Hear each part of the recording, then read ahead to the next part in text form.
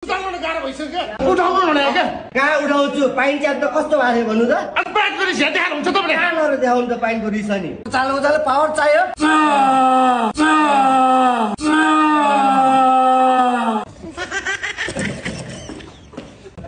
नगरेर हुन्छ गराउँछु म फेरि बस्नु कति रेप हाल्ने यो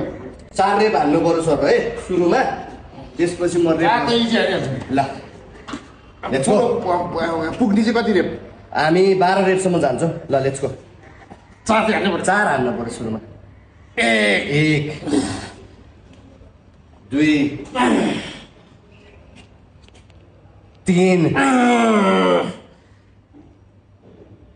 4 रेप भयो अब हाल्नु पर्यो है उचाल्नु न सर उचाल्नु उचाल्नु त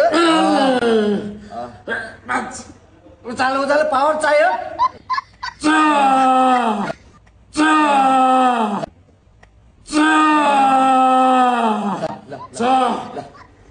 ल कस्तो मजा आइरहेछ अब है उचाल्नु त ल अब पाइन च्यात्न कस्तो लाग्यो पाइन च्यात्न कस्तो लाग्यो उचाल्नु न यार पाइटको कुरा नगर्नु न यार पाइनको कुरा नगर्नु हुन्छ च्यात्न कस्तो लाग्यो भन्नु त अनि च्यातेर हुन्छ त उचाल्नु न गाह्रो भइसक्यो च्यातेरै हुन्छ त्यो पाइन कसरी च्यातेको थियो अब च्यातिँदैन क्या अब च्यातिँदैन अहिले रिभेन्ज हो अब नच्यात्ने स्योर हो च्यातिनु भने पाइन च्यात्न कस्तो भएको थियो भन्नु त अनि पाइट गरी झ्या देखाएर हुन्छ तपाईँले कहाँबाट देखाउनु त पाइनको रिस नि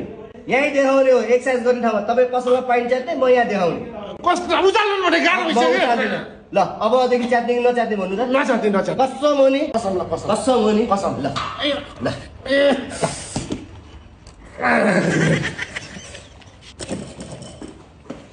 कस्तो मजा आउँदो रहेछ थाहा भयो नि पाइन च्यात्दा यस्तै एक्सर्साइज गर्दा पनि मजा आउँछ क्या अनि पाइनको रिस यहाँ देखाएर हुन्छ त नि कहाँ देखाउने त पाइनको रिस नि